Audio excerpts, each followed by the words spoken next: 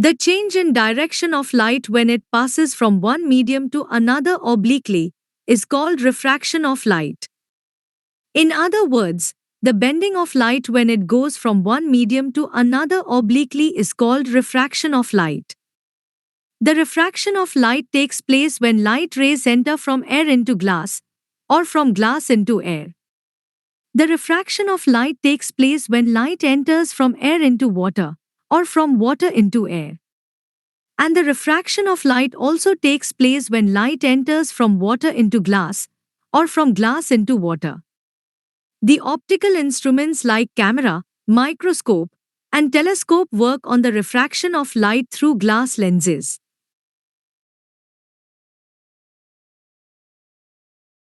Refraction through a rectangular glass slab.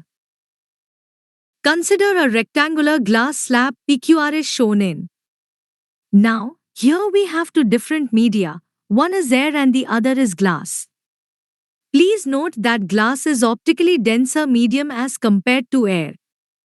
Now, a ray of light AO traveling in air is incident, or falls, obliquely on the glass slab at point O. Since the glass slab is transparent, most of the incident light passes into the glass slab.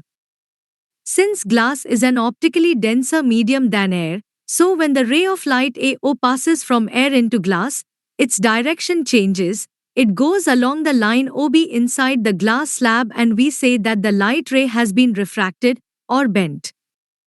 This is because AO and OB are not in the same straight line.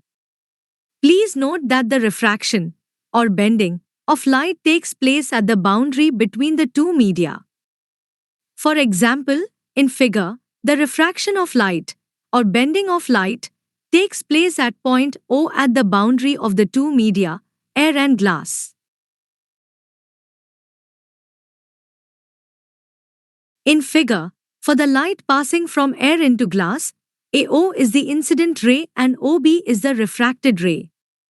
Let us draw a normal NON dash at the point of incidence O. Now, the angle between incident ray and normal, at the point of incidence, is called the angle of incidence.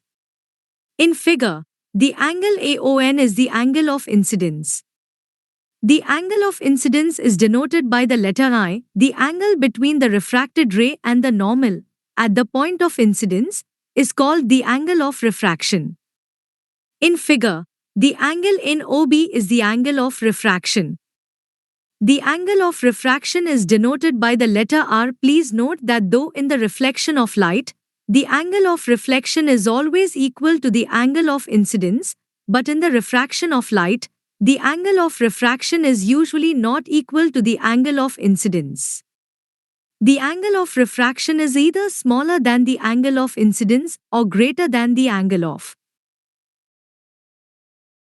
incidence.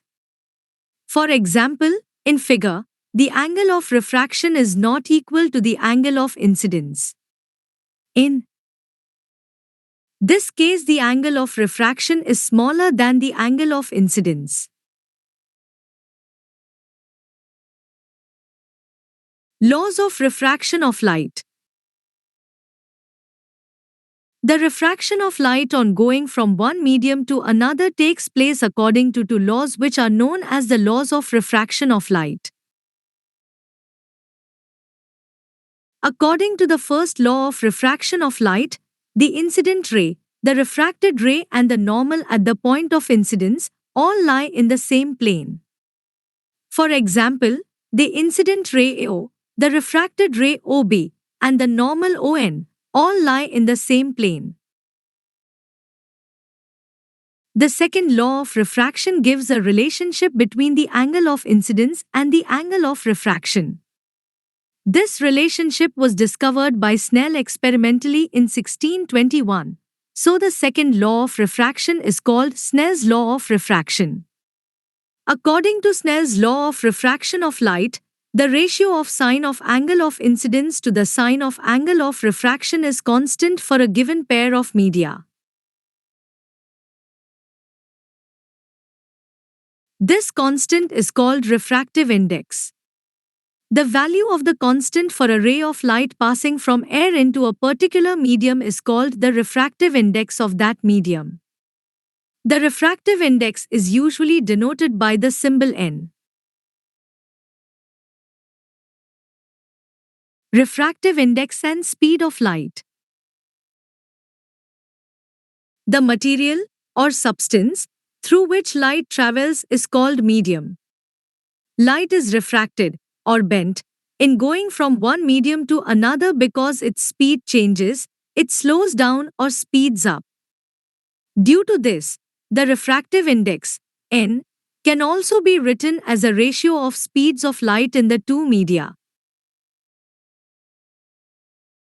Look at figure in which a ray of light AO is going from medium 1 to medium 2 as OB. The speed of light in medium 2 is different from that in medium 1. Let the speed of light in medium 1 be V1 and that in medium 2 be V2. Now, the refractive index of medium 2 with respect to medium 1 is equal to the ratio of speed of light in medium 1 to the speed of light in medium 2. When light is going from one medium, other than vacuum or air, to another medium, then the value of refractive index is called relative refractive index. For example, when the light is going from water into glass, then the value of refractive index will be the relative refractive index of glass with respect to water. The relative refractive index has always two subscripts with its symbol n which indicate the two media in which the light travels. When light is going from vacuum to another medium, then the value of refractive index is called the absolute refractive index. The absolute refractive index has only one subscript with its symbol n on its right side which indicates the name of the medium. The exact speed of light in vacuum is 2.9979 into 10 raised to the power 8 meter per second and that in air is 2.9970 into 10 raised to the power 8 meter per second.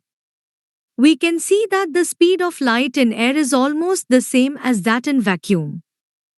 Since the speed of light in air is almost equal to the speed of light in vacuum, so for all practical purposes we can also say that the ratio of speed of light in air to the speed of light in a medium is called refractive index of that medium.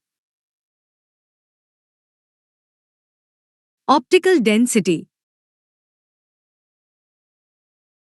If any two media are optically exactly the same, then no bending occurs when light passes from one medium to another.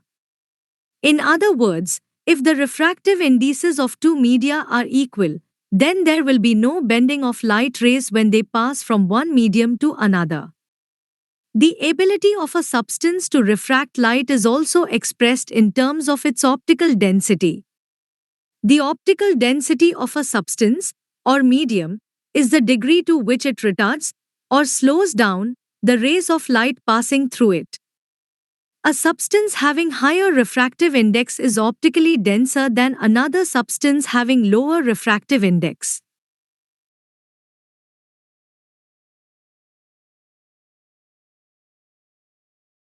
For example, the refractive index of one type of glass is 1.52 and that of water is 1.33. Since glass has a higher refractive index than water, therefore, glass is optically denser than water, and more bending of light rays takes place in glass than in water. From this we conclude that higher the refractive index of a substance, more it will change the direction of a beam of light passing through it.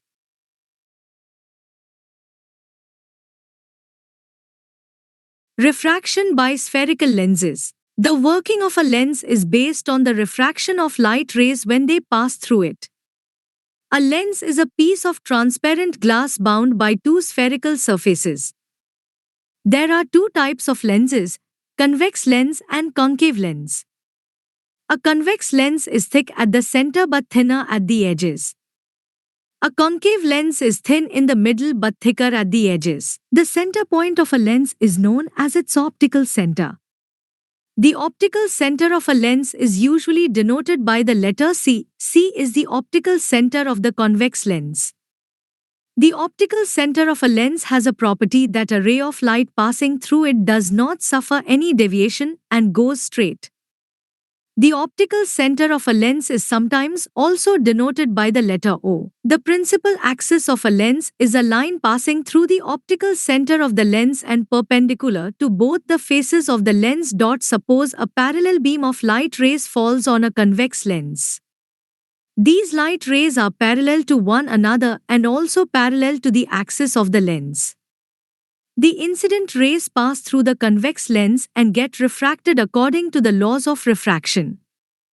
All the rays, after passing through the convex lens, converge at the same point F on the other side of the lens. The point F is called principal focus, or just focus, of the convex lens. The principal focus of a convex lens is a point on its principal axis to which light rays parallel to the principal axis converge after passing through the lens. In figure, point F is the principal focus for the light rays coming from the left side. If the incident light rays fall on the convex lens from the right-hand side, they will converge to a point F dash on the left side of the lens. Thus, F dash is the second focus of the convex lens. The focal length of a lens is the distance between optical center and principal focus of the lens.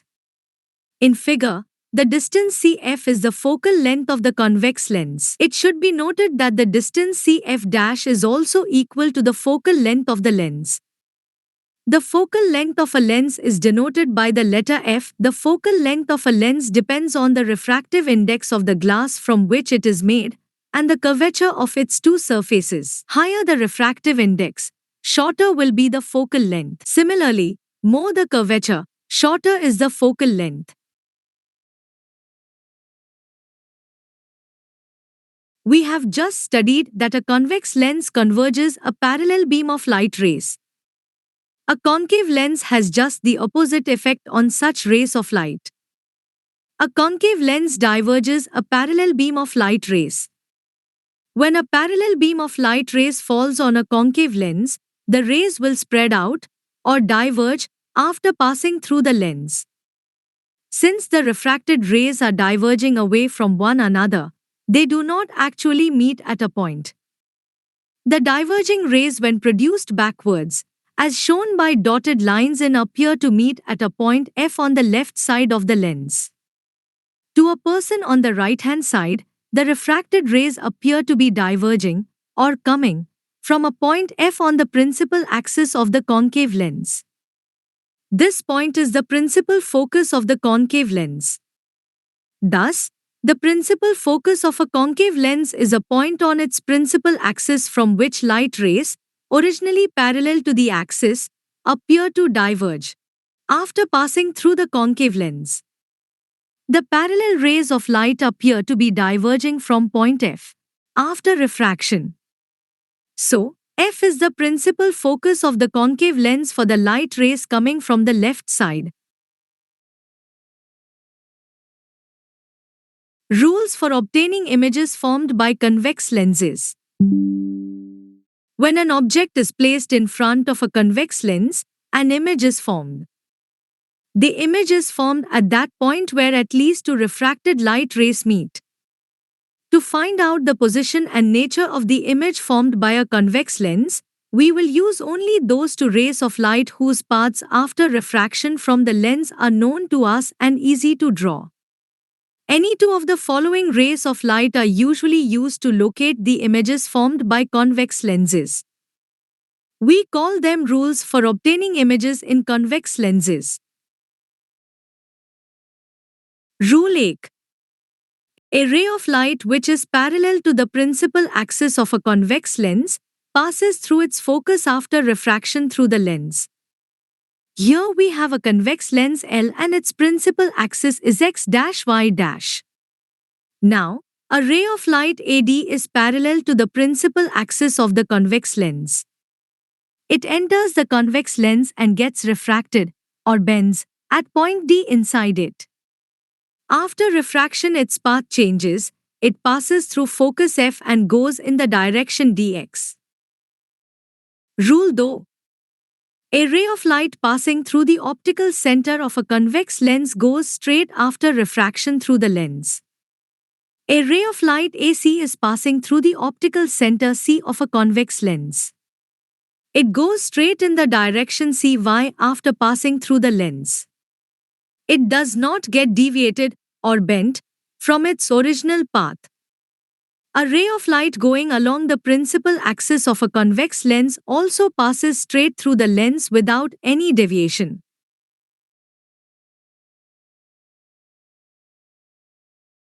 Rule 3.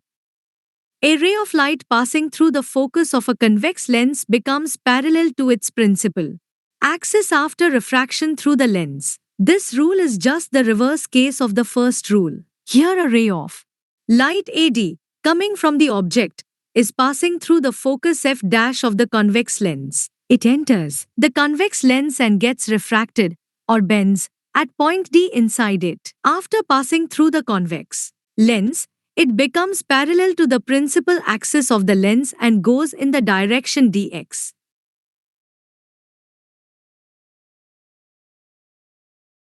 Formation of different types of images by a convex lens. 1. Image formed by a convex lens when the object is placed between optical center and focus. A ray of light AD starting from the top of the object and parallel to the axis passes through the other focus F after refraction through the lens and goes in the direction dx. Another ray of light AC passing through the optical center C of the lens goes straight in the direction CY. The two refracted rays dx and cy diverge away from one another and, therefore, they cannot meet at a point on the right side to form a real image. We produce the refracted rays dx and cy backwards by dotted lines. They appear to meet at point A dash on the left side. Thus, a dash is the virtual image of point A of the object. To get the complete image of the object, we draw a dash B dash perpendicular to the axis from point A dash. Thus, a dash B dash is the complete image of object AB. When our eye looks into the lens from the right side, it appears as if the light rays are coming from a dash and B dash instead of A and B. Thus, a dash B dash is the virtual image. It is erect, larger than the object and can be seen only by looking through the lens. 2. When the object is placed at the focus of a convex lens. By saying that the object is at the focus of a convex lens, we mean that the object is at a distance equal to the focal length f of the lens. An object AB placed at the focus f dash of a convex lens. A parallel ray of light AD passes through the focus f after refraction and goes along the path dx. Another ray AC passing through the center C of the lens goes straight in the direction cy. The two refracted rays dx and cy are parallel to one another. These parallel rays will intersect at a far-off distance to form an image at infinity. It will be real and inverted, and highly magnified or highly enlarged. 3. When the object is between f and 2f. An object AB placed between f dash and 2f dash of a convex lens. A ray of light AD which is parallel to the principal axis passes through the focus F after refraction and goes in the direction df. Another ray of light AC passing through the center C of the lens goes straight and meets the first refracted ray at point A dash on the right side of the lens.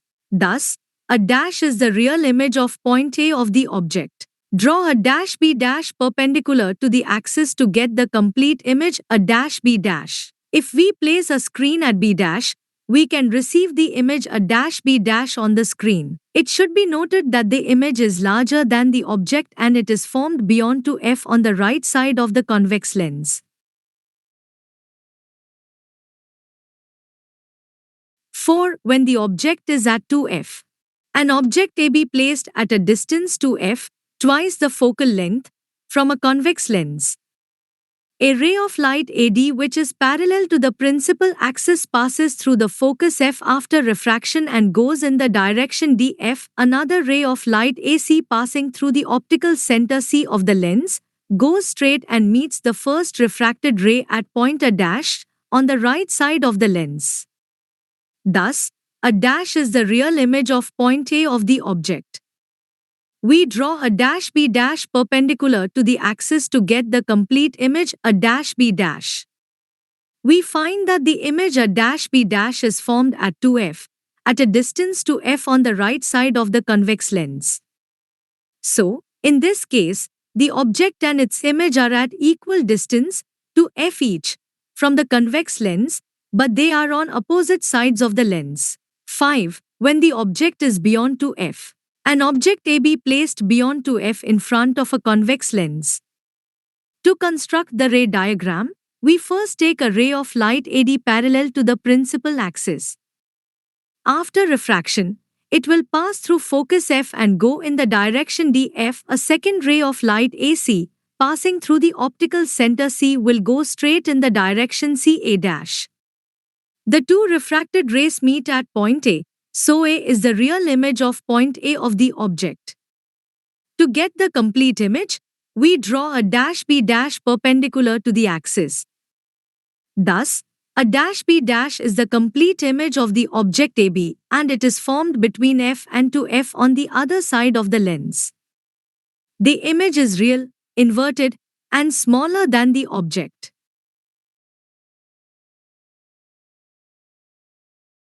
Six. When the object is at infinity.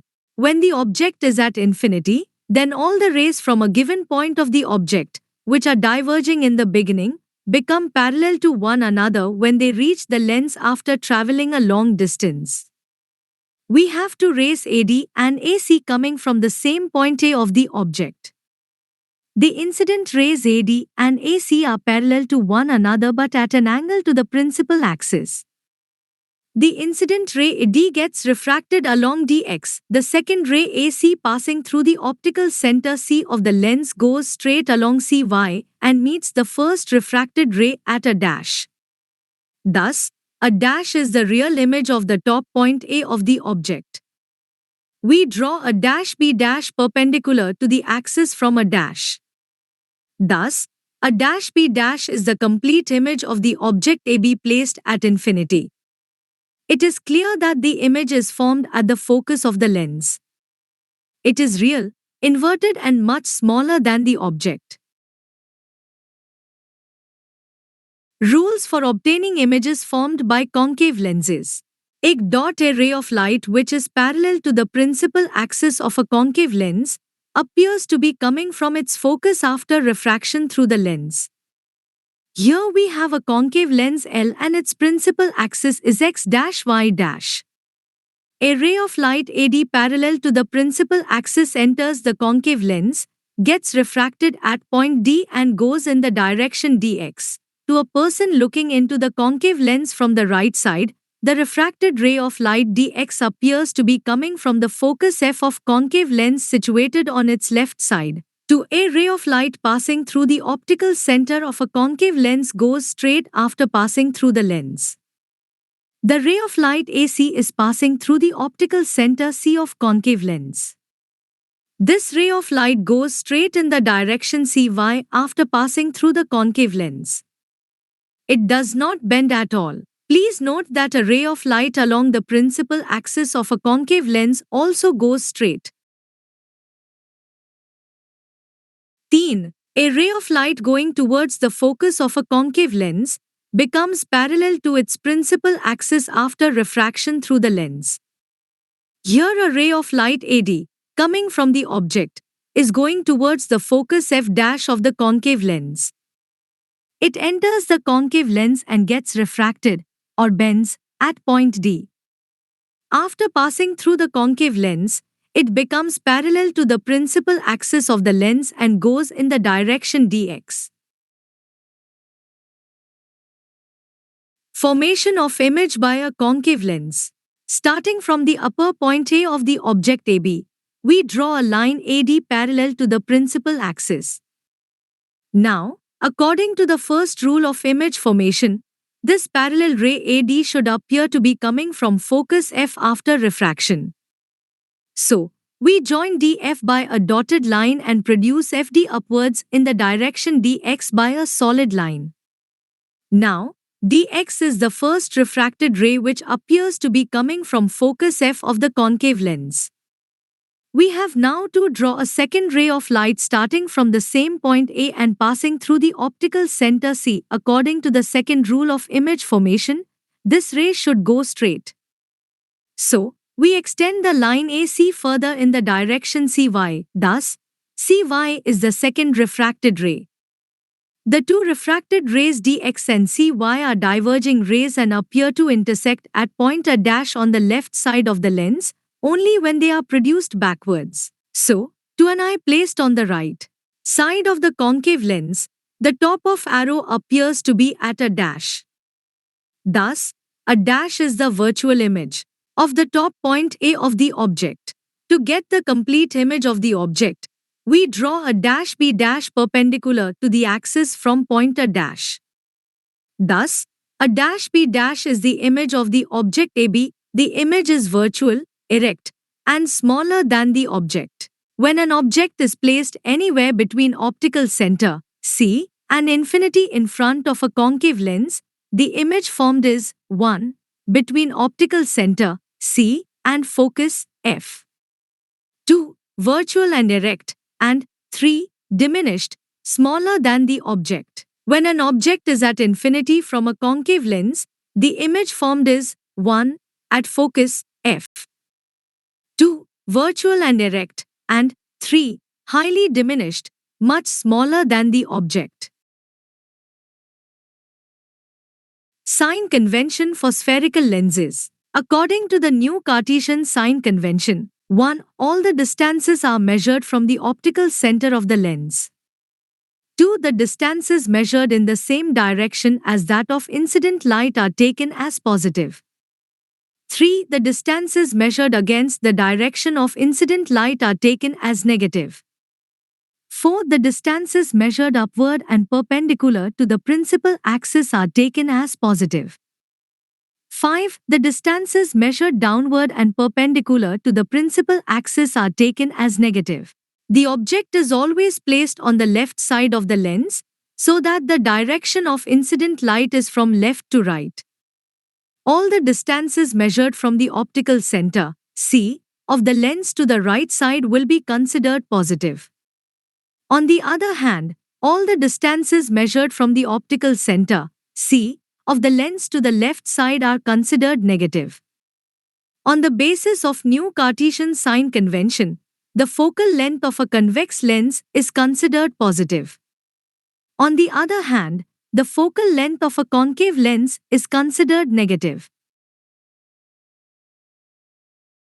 Lens formula. A formula which gives the relationship between image distance, v, object distance, u, and focal length, f, of a lens is known as the lens formula. His lens formula applies to both types of spherical lenses, convex lenses as well as concave lenses.